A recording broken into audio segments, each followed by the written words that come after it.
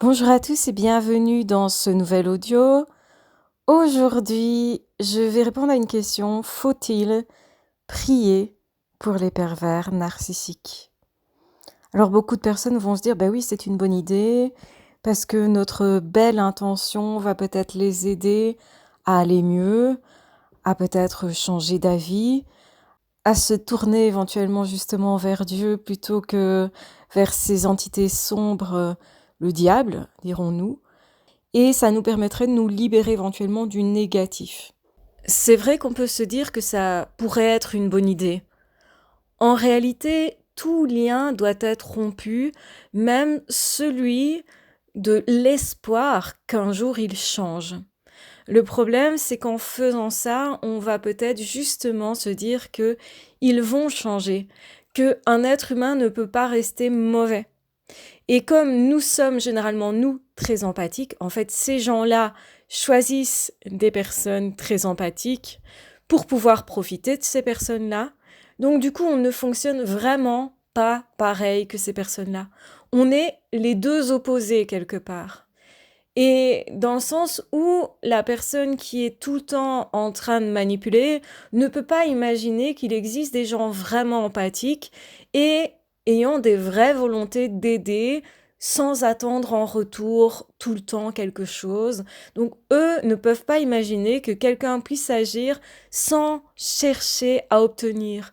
Et plus vous êtes gentil, et plus eux vont interpréter ça comme étant de la manipulation. C'est pour ça que c'est très déroutant parce que nous, on veut aider, on veut faire avancer les choses, on veut se remettre en question pour aider la relation et on constate que de l'autre côté, l'autre ne fait pas ces efforts-là, que même ça nous enlise encore plus dans les problèmes et que finalement ça fait pire que mieux. Et effectivement, il va falloir apprendre à lâcher prise, à se dire ce n'est pas en mon pouvoir. J'aurais voulu, certainement, aider cette personne, parce que quand on est empathique, on est touché par cette personne, par cette souffrance qu'on ressent, qui est tacite, qui est souterraine, qui est cachée, que l'autre ne voit pas, ne ressent pas à ce moment-là, parce que c'est ça aussi le trouble de personnalité. C'est en défense contre une éventuelle souffrance, cette personne prend des apparences, joue un rôle et fait semblant que c'est ça de l'amour et que tout le monde est comme ça, alors que pas du tout. Et c'est bien ce qu'il faut comprendre, dans le trouble de personnalité, il y a une personne qui n'a pas de personnalité, une personne qui, quelque part, n'a pas voulu se remettre en question, ne veut pas évoluer, ne veut pas apprendre, est bloquée à ce niveau-là. Et ce n'est pas en notre pouvoir de débloquer cette personne. Si cette personne ne le veut pas, il faut respecter son libre arbitre. Et il faut accepter que justement, c'est pas en notre pouvoir et remettre ça entre les mains de Dieu et se dire, je n'ai pas à prier pour cette personne parce que je ne peux pas, en fait, obliger cette personne à changer d'avis, à voir le beau du monde, à se laisser toucher, autrement dit, par l'amour. Parce que ça, en réalité, c'est notre espoir, c'est notre point de vue. Et chacun a son évolution à faire en temps voulu. Si cette personne ne veut pas évoluer, si cette personne s'est tournée vers l'ombre, si cette personne veut entretenir la douleur de l'autre et se plaît à ça, prend plaisir à ça, on ne peut pas, nous, estimer qu'on a quelque chose à faire dans cette histoire-là. Effectivement, on pourrait prier pour l'âme de cette personne, mais alors il faudrait le faire de façon à être assez détaché. Or, je pense sincèrement que quand on a été sous emprise, on a été tout sauf détaché en fait. On a été super impliqué dans la relation, on a mobilisé notre énergie intérieure, nos sentiments intérieurs, on a été très impacté par l'histoire de cette personne qui souvent ressemble à la nôtre. On s'est retrouvé quelque part dans la souffrance de l'autre, sauf que nous, cette souffrance, on l'a dépassée. On a vécu des choses de façon à finalement savoir retomber sur nos pattes, et non sans mal, généralement, ça a été tout un cheminement. Et donc, on rêve de voir l'autre s'épanouir et se révéler comme nous, en fait. Donc, on voudrait voir l'autre se réparer, voir l'autre dépasser les difficultés, les traumatismes, et comprendre que la vie nous offre des épreuves qui sont certes compliquées, mais qui peuvent être dépassés. En réalité, on peut dépasser ça si nous, on travaille là-dessus. Et c'est ça, le truc qu'il faut comprendre, c'est que l'autre ne veut pas de ça. ne veut pas justement du fait de se réparer soi, ne croit pas que c'est possible, ne croit pas à l'amour et se moque même d'être une belle personne. Donc à partir de ce moment-là, cette personne, elle se coupe de cette évolution possible en fait. Et donc, ce que vous espérez pour cette personne, vous ne pouvez pas l'imposer à cette personne, même par la prière. Vous devez laisser ça dans les mains de Dieu parce que c'est pas notre pouvoir. Et certes, nous, on a fait une erreur qui est de croire qu'on avait plus de pouvoir que ce qu'on a en réalité. Quand on guérit quelqu'un, quand on aide quelqu'un, Dieu intervient. Il n'y a pas que nous, en fait. On peut se croire tout puissant, malheureusement, en tant qu'être humain à certains moments, et ça nous flatte, ça flatte notre ego, on se croit grand. En réalité, c'est pas le psy qui vous aide, c'est vous qui vous aidez, et à travers le psy, par exemple, à travers cette personne, ou à travers la bienveillance, l'amour que vous ressentez, vous retrouvez votre chemin, mais c'est bien vous qui retrouvez votre chemin. Alors je dis pas que le psy ne fait rien, hein, bien sûr, je suis pas en train de cracher là-dessus puisque moi-même j'ai un diplôme de psychologie clinique, donc je ne peux pas cracher sur ma propre profession. Mais ce que je dis là, c'est que quelle que soit la manière dont on vous aide, que ce soit un médecin, un psychiatre, que ce soit une autre personne, par des prières par exemple, la personne peut être hyper bienveillante et déclencher une guérison chez vous, mais c'est vous qui la déclenchez et qui l'acceptez en fait. Et Dieu intervient certainement dans toutes les guérisons. Et bien sûr que c'est un point de vue seulement, vous n'êtes pas obligé d'être d'accord. Vous pouvez penser que c'est l'être humain qui se répare. Moi, je pense sincèrement que notre esprit peut nous réparer et peut réparer notre esprit, mais aussi notre corps. Que, en fait, on a plus de pouvoir que ce qu'on croit sur notre corps, sur notre vie, parce que quand on décide réellement, sincèrement, du fond de notre cœur, de choisir la vie, on fait un acte qui est divin.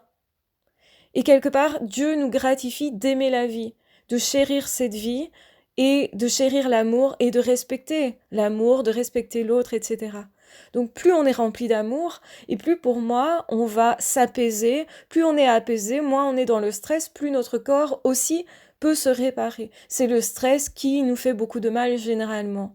C'est la peur aussi qui nous fait beaucoup de mal. Donc nos émotions sont importantes et donc on a des moyens d'action quand même sur nos émotions, sur nos pensées, sur comment je traite mon corps, comment je l'alimente. Donc il y a beaucoup de choses que je peux faire pour améliorer ma situation, même si elle n'est que psychique, je peux agir sur mon corps, mieux le nourrir, mieux me relaxer, mieux me reposer. Ça peut avoir des bienfaits aussi sur le psychisme, sur mes pensées, sur mes émotions. Et donc c'est important de comprendre que tout est lié, mais que la base de ça, c'est l'intention. Quelle intention j'ai par rapport à moi, par rapport à ma vie, par rapport aux autres? Quand j'ai envie vraiment d'aimer les autres, je vais plus être amenée à prendre soin de moi. Parce que je sais que pour entrer en relation avec les autres, eh ben, je le fais par mon corps, je le fais par mon temps, je le fais par mon cœur, je le fais par mes émotions, je le fais par mes pensées. Donc ça veut dire que si je prends soin de tout ça, toutes ces parties de moi, ben, j'amène dans ma vie possiblement du positif à terme, avec du courage. Donc il faut maintenir certains comportements positifs pour avoir des impacts positifs sur sa vie. Et tout est intrinsèquement lié. Si je me nourris mal, si je me maltraite physiquement, eh bien, effectivement, mon psychisme va en pâtir. Mais si je travaille sur mon psychisme en ayant de meilleures pensées, en étant plus positif, en étant optimiste par rapport à mon avenir, je peux voir des effets physiques et c'est réel. Et en soignant mes relations, en m'entourant mieux, en me respectant, je vais choisir de ne pas fréquenter les personnes qui justement ne veulent pas avancer, restent bloquées et décident surtout de le rester probablement pour toujours. Les pervers narcissiques ne veulent pas du tout évoluer. C'est une des caractéristiques des pervers narcissiques. À l'inverse de certaines personnes qui peuvent aller mal pendant un moment, mais peuvent à un moment donné se débloquer. Comme une personne qui traverse une dépression pendant la dépression, c'est une personne qui va peut-être être difficile à fréquenter parce que toujours négative, parce que peut-être aussi elle va demander beaucoup d'attention. Ça peut être lourd pour l'autre personne en fait, mais cette personne on espère qu'elle va se débloquer, donc on peut l'accompagner parce qu'à un moment donné, on va dire cette personne va avoir des déclics. Et puis on peut voir chez cette personne une vraie volonté d'avancer, même si cette personne n'y arrive pas encore, on voit qu'elle met en place déjà des petites choses, peu à peu, pour améliorer sa situation. Ça, c'est ce qu'on ne voit pas chez les pervers narcissiques qui ne font pas ces efforts-là parce qu'il n'y a pas la volonté de s'en sortir. La volonté de s'en sortir, elle agit dans toutes les situations psychiques difficiles. Donc si une personne va dire c'est pas moi qui suis en faute, c'est pas moi qui suis en tort, il n'y a rien à travailler chez moi, tout est de la faute de l'autre ou de l'extérieur, cette personne-là, elle ne peut pas travailler sur elle-même puisqu'elle n'estime pas qu'elle a une responsabilité. Et donc elle a des moyens d'action aussi. Et c'est le cas des pervers narcissiques. Et je pense sincèrement que voir clair dans notre situation, c'est pas toujours simple, mais tout ce qui nous fait avancer commence par des déclics. Après, on met en place des choses qui peuvent prendre du temps, mais les déclics sont hyper importants. Et ce qu'on fait aussi de ces déclics-là, qu'est-ce que je choisis pour moi, pour ma vie? C'est un choix qui est hyper intime et personnel, et je pense que c'est un choix qu'on a tous à faire et qui fait partie de notre chemin de vie. C'est aussi comme ça que moi j'envisage Dieu, c'est-à-dire cette force divine est là en nous proposant quelque chose et nous on va choisir l'amour ou non. Et on va se laisser toucher ou non par l'être reçu des autres pour pouvoir avancer ou non. C'est pour ça qu'il y a des psys qui sont très efficaces, mais qui ne le seront pas pour tout le monde. Il y a des médecins qui seront très efficaces, même des médicaments qui sont super efficaces, mais peut-être pas pour tout le monde. Parce que ça dépend aussi de notre état d'esprit. Plus on va justement être positif par rapport à notre évolution, par exemple physique, même par rapport à une maladie physique, plus on a de chances, en tout cas, de vaincre une maladie. Alors, évidemment, c'est pas si simple, hein. Il y a des personnes, vous allez me dire, ils sont super positifs et ils décèdent quand même du cancer, par exemple, etc. Oui, il y a aussi des trajectoires de vie. Je pense que la mort n'est pas forcément inévitable, elle peut être programmée. Et je pense que ce qui est important, c'est que cette personne, elle soit super paisible avant de s'en aller.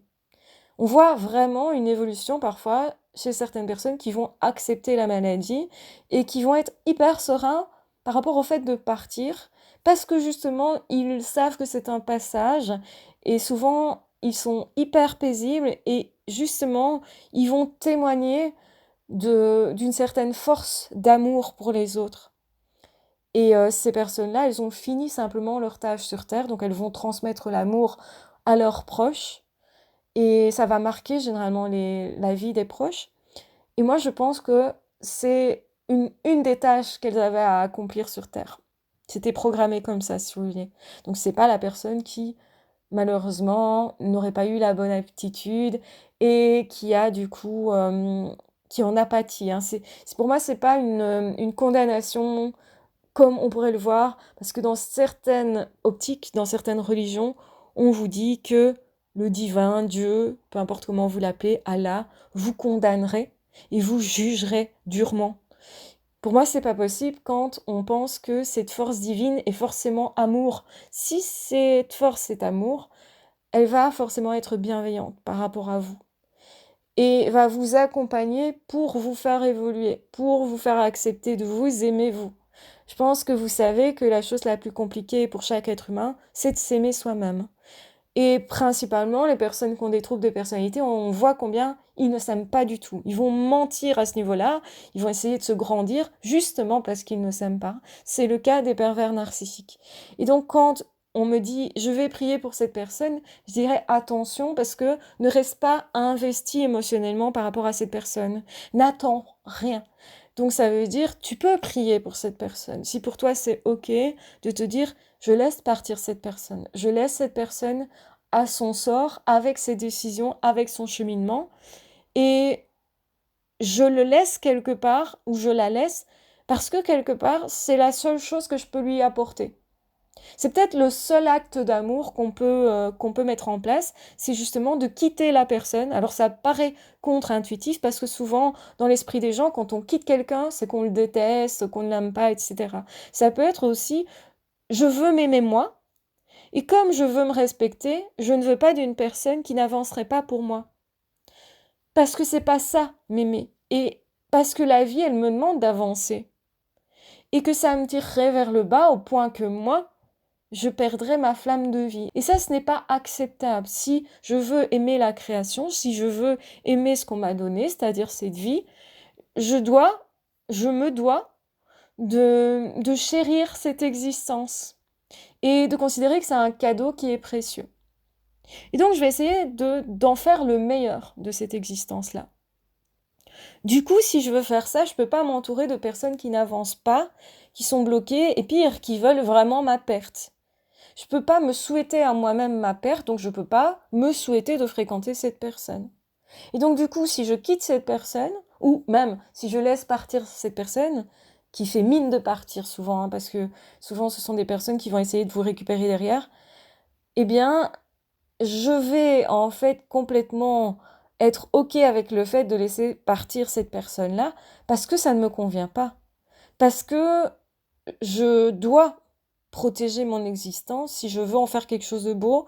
Et si je veux vraiment aimer, eh bien, je dois en fait m'orienter vers des personnes qui seraient touchées par l'amour. Si je veux faire des efforts, par exemple, pour quelqu'un, j'ai envie de donner de l'amour, par exemple, eh bien, je peux le faire avec des personnes qui pourraient éventuellement se laisser toucher par cet amour-là. Donc, si j'ai une chance que cette personne se laisse toucher, je peux être OK avec le fait de patienter, de galérer un peu, etc. Mais je peux pas être OK avec ça si c'est une personne qui systématiquement est bloquée à ce niveau-là et n'en veut pas de mon amour, même se moque de l'amour. Et si c'est quelqu'un qui, en plus, est entouré par des entités noires, je peux pas accepter ça pour moi, accueillir ça pour moi. Donc forcément, quelque part, je vais me détourner de cette personne-là et de ce qu'elle veut, elle, peut-être en lui souhaitant le meilleur, hein, je peux souhaiter effectivement sous forme de prière finalement, mais c'est vraiment le faire comme un départ, le faire comme une rupture. Parce que si je me dis je vais prier pour cette personne, je suis encore investie dans le fait de faire changer cette personne, alors finalement je ne suis pas libre moi, et je m'impose de rester en lien avec une personne qui est mauvaise pour moi, qui est néfaste pour mon existence et mon expérience de vie, qui est néfaste pour ma tâche terrestre en fait. Donc, inévitablement, je vais devoir couper les ponts. Et couper les ponts, on peut se dire, bah oui, ça se fait forcément physiquement. Oui, certes, c'est plus facile en fait d'oublier une personne quand on ne l'a pas H24 devant son nez, c'est vrai. Mais je dirais même, le plus important, c'est de couper les ponts au niveau psychique, au niveau de l'énergie, au niveau des émotions. D'arrêter en fait de déverser en pensée sur cette personne de l'amour alors que cette personne n'en veut pas, ou des pensées de ah j'espère que cette personne elle va aller mieux, elle va évoluer, donc j'attends en fait qu'elle aille mieux, ou même j'y pense tout le temps et donc du coup j'attends peut-être un message, j'attends un coup de fil, etc. Là on est encore dans de la dépendance et c'est pour ça qu'il faut faire très attention quand il y a eu dépendance psychique, il y a eu un lien qui a été établi, qui a été très très fort, qui est aussi au niveau énergétique, parce que justement, vous avez continué d'envoyer votre amour à cette personne d'une certaine façon, ou d'espérer un cheminement d'amour entre vous deux, un partage en fait réel.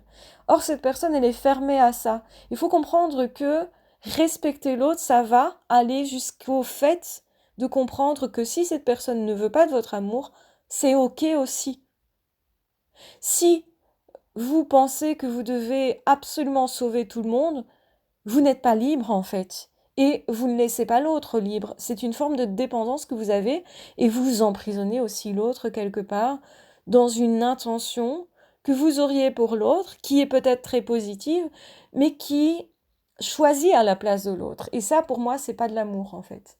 L'amour va jusqu'à se dire, si je veux aimer la création telle qu'elle est, je dois aimer la liberté de chacun. Et accepter le fait qu'une personne puisse prendre des mauvaises directions, selon moi. Pactiser avec le diable, c'est la pire décision possible, mais cette personne a le droit d'avoir fait ce choix. Et il n'est pas en mon pouvoir d'intervenir là-dedans. Il n'est pas en mon pouvoir non plus, finalement, de faire en sorte même d'essayer de manipuler l'autre pour que cette personne rejoigne l'amour d'une quelconque façon. Je sais pas si vous voyez jusqu'où ça peut aller, mais c'est aussi se rendre compte que nous-mêmes, on a peut-être des intentions de contrôle qui ne sont pas tellement en accord avec de l'amour. En fait, quand on aime la création vraiment, on doit accepter qu'il n'y ait pas que du beau dans le monde, sinon on en devient malade, clairement. Surtout quand justement nous, on est très sensible et que on est très sensible à l'amour aussi. Quand on est très sensible à l'amour, on est souvent très sensible à la haine. Et souvent, les personnes qui sont victimes de pervers narcissiques ne se rendent déjà pas compte qu'elles ont été victimes de quelque chose, d'une emprise.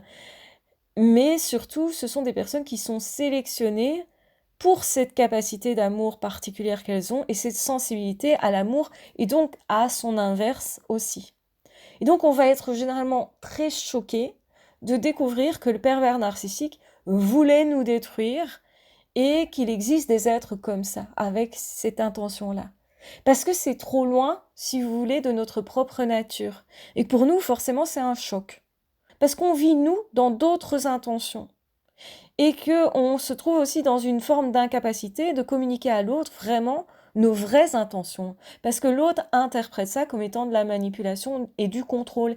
Et quelque part, c'est pas tout à fait faux.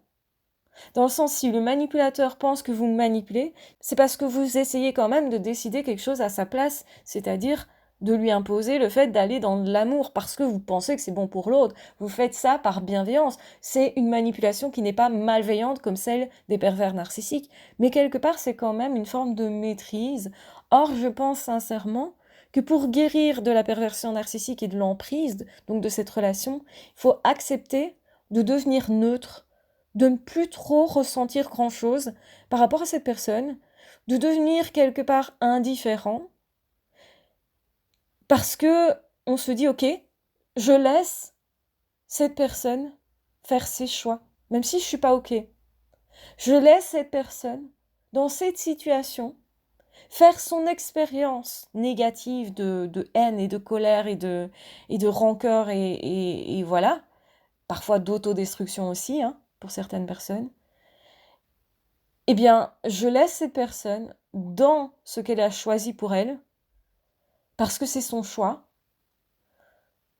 même si je lui souhaite le meilleur quelque part, hein, même si je lui souhaite autre chose que ça, je suis obligée d'accepter que cette personne ait fait ce choix et d'accepter que moi j'en ai fait un autre qui est l'amour, qui est justement d'évoluer, d'avancer avec les personnes qui sont capables d'évoluer et d'avancer.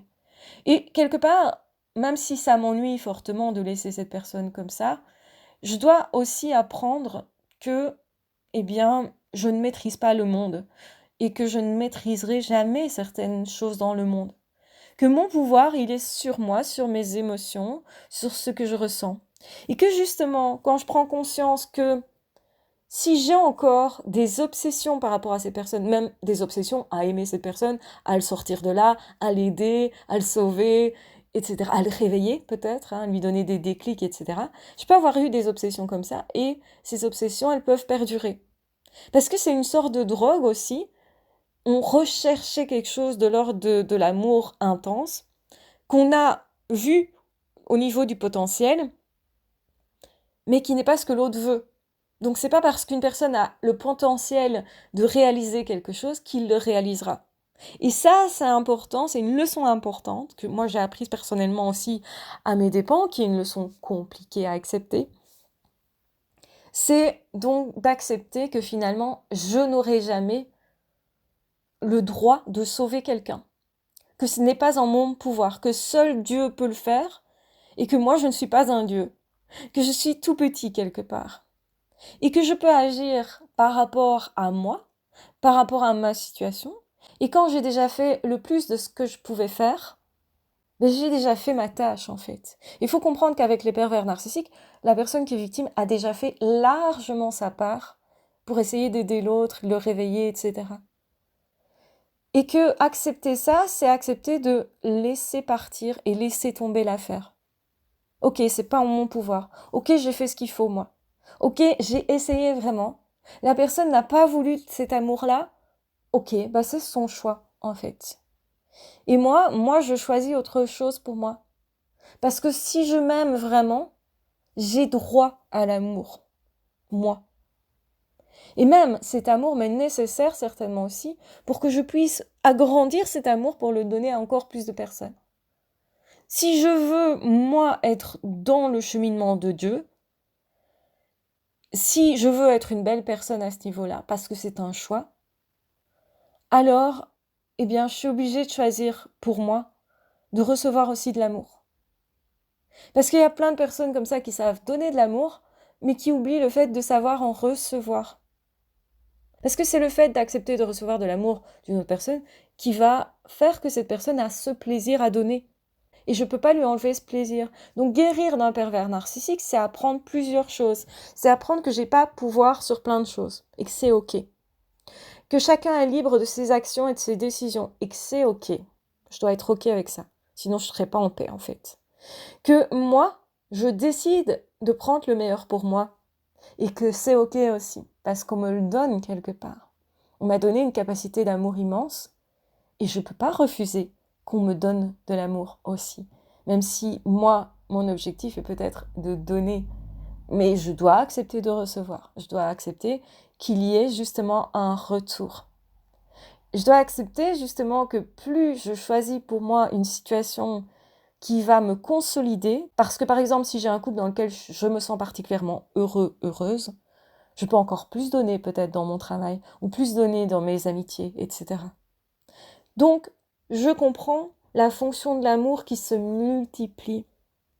Et plutôt que d'aller fréquenter une personne qui est dans la colère, la rage, la rancœur et le fait de rester là-dedans, qui veut être là-dedans, eh ben je comprends que j'ai pas le même chemin et donc que je ne vais pas avec cette personne parce que j'ai choisi autre chose. Et que finalement, le monde, c'est ça. Soit je choisis l'amour, soit je choisis la haine. Et que choisir l'amour, c'est aussi choisir de partir, de laisser tomber. Donc dans le sens, je laisse tomber l'affaire et je vais réaliser cet amour ailleurs, là où il est possible.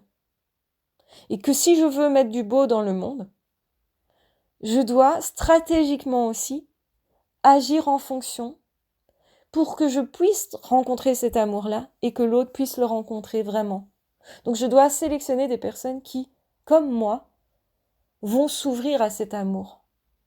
Parce que ces personnes ont fait un chemin.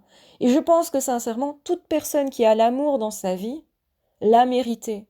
Parce qu'en fait, cette personne avant a fait tout un cheminement. Et qu'en fait, le fait de rencontrer une personne avec qui ça matche au niveau de l'amour, c'est un vrai miracle. Parce qu'il fallait que les deux fassent ce chemin et que les deux choisissent ce chemin-là, alors qu'à tout instant, ils auraient pu choisir autre chose.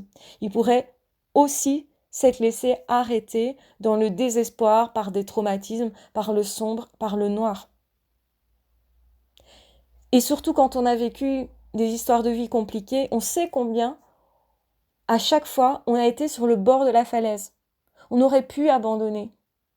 On aurait pu, en fait, nous aussi devenir une personne haineuse et rester là-dedans, ou nous aussi se couper de nos émotions, de nous-mêmes, ou de l'amour, ou de rester en colère face à un Dieu aussi. Mais on a choisi autre chose. On a choisi de recroire à l'amour. On a choisi, en fait, de reprendre le chemin. D'essayer de nouveau quand même. Et parfois, ça a été compliqué de retrouver une joie de vivre. Ça a été compliqué. Et donc, c'est pour ça que c'est un vrai miracle quand on se retrouve face à quelqu'un qui a fait tout un cheminement, que l'on rencontre et qu'on rencontre avec tout ce qu'il a vécu avant, qui est riche de tout ce qu'il a vécu d'avant.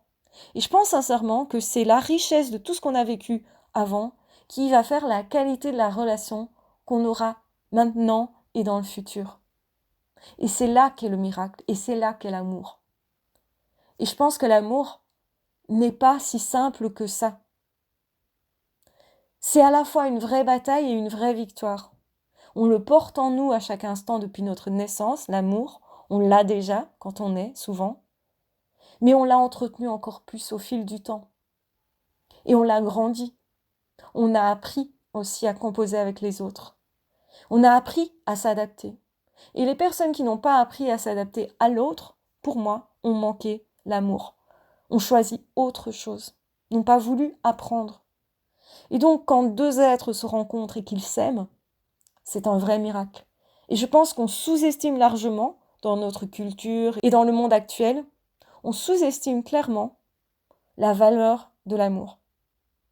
Parce qu'il faut du courage pour vraiment vivre l'amour chacun.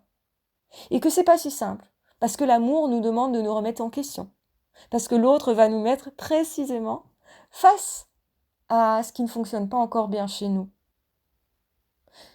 Et donc, se dépasser soi dans son ego pour arriver à travailler sur soi, pour arriver à dépasser les problèmes qu'on rencontre dans notre couple, ou dans nos amitiés, ou dans nos relations avec nos enfants, nos parents, ou que sais-je d'autre, ça, c'est vraiment de l'amour, et ça, c'est vraiment du courage, et ça, c'est vraiment l'expérience de vie qui nous est proposée par Dieu. Développe l'amour au fond de toi. Et je pense le message qu'il nous envoie. Et on croit naïvement que l'amour est accessible comme ça, que c'est le coup de foudre qui est égal à l'amour. Ben, je pense pas du tout, en fait. Ça s'apprend. Et que sincèrement, je vois pas pourquoi nous serions sur Terre, si ce n'est pour apprendre à nous aimer nous-mêmes, et puis à aimer les autres, à aimer la vie, à aimer les animaux, à aimer tout ce qu'on veut, en fait, aimer. Je pense sincèrement que nous sommes sur Terre pour apprendre à aimer. Et que on oublie de regarder les choses comme étant des miracles. On oublie la valeur de chaque petit instant partagé avec des personnes qui nous respectent.